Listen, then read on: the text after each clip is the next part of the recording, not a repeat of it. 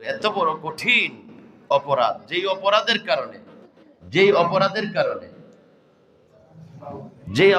কারণে আল্লাহ তাদেরকে এই দাড়ি, নামাজ, রোজা, হজ, যাকাত সহকারে কোথায় দিবে? জাহান্নামের নিম্ন দেশে দিবে।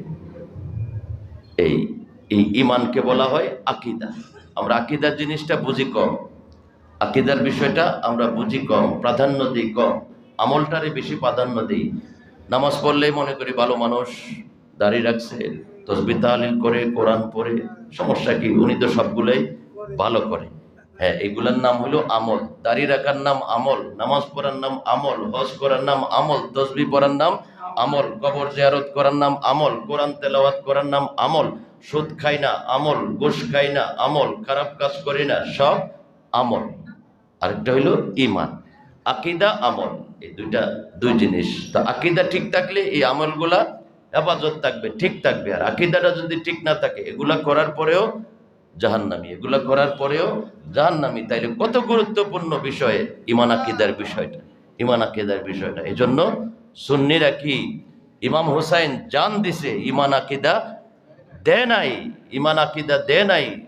আমাদের মধ্যে সাক্ষী হয়ে আছে কারবালার ৭২ জন, তারা মুনাফিকি করতে পারে নাই, বাতিলের সাথে হাত মিলাইতে পারে নাই, নবীর দুশমনের সাথে হাত মিলাইতে পারে নাই, আল্লাহর কোরআনের বিধান লঙ্ঘনকারীর কাছে আত্মসমর্পণ করতে পারে নাই। আল্লাহ বলছে মদ হারাম, ইয়াজিদ বলছে মদ হালাল, ইমাম হুসাইন বলে আমি তো কোরআন বিরোধী লোকের কাছে হাত দিতে পারি না।